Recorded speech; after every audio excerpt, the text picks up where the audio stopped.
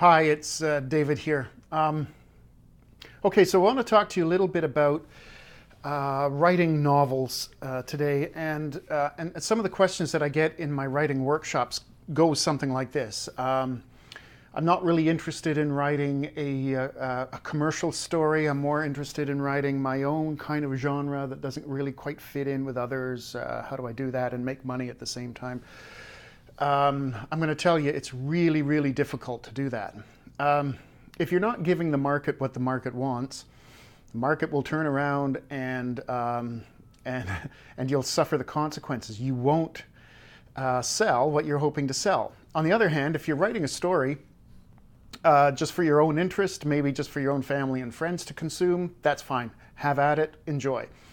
But if you're actually writing to make a living as a writer, or at least to recover some of your cost of writing, then you have to give what the market wants.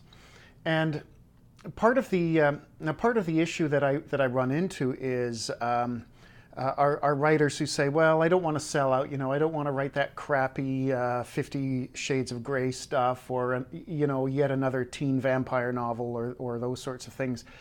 And fair enough. But I imagine that there's enough out there that you could fit your story into. It doesn't have to be young adult paranormal romances. Not everything is that. So the idea then is, let's suppose you like science fiction like I do.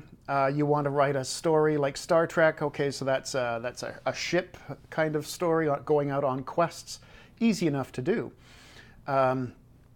So whatever you're thinking, whatever kind of ideas you want to explore, you can certainly do it within the structure of a ship on a mission kind of story. So I don't see it as selling out if you're actually giving the market what the market wants. If you're writing material that you just hate and that you don't feel any kind of passion about at all, then you're writing the wrong stuff. So that's what you need to fix is it's to find a genre or a subgenre that you do have some interest in, that you can feel some passion about, even if it's not quote-unquote art for art's sake. At least you can sell a few copies. So my message today then is, before you start on this massive project called writing a novel, it might be helpful to take a few minutes and to really think about what it is you want to achieve with your novel. Whether it's to satisfy family and friends, leave something in the family archives, that's awesome. If it's to make a living from your writing, that's a little bit different. So you have to give that some thought as well. Get really, really clear on why you want to write the novel. And I'll tell you something else too. It's because this is not like throwing a short story together in a week or two. This is a long endeavor. If you're writing 75,000, 80,000 words, that's going to take some time and effort. And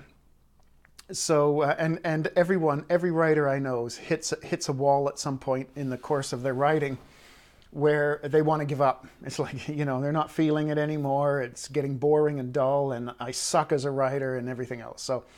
So when you hit that wall, and you will, you want to make sure that you're able to overcome it, because your why, your reason for doing this, is so powerful. Anyway, so that's just one thing I wanted to share with you. If you want to write a novel that's for you and your family and friends, that's great, have at it. If you want to write a novel that's going to have some kind of commercial success, you're actually going to sell a few copies to people who don't know you, then you need to start looking at what the market wants and giving the market what they want. Okay, so we'll talk soon.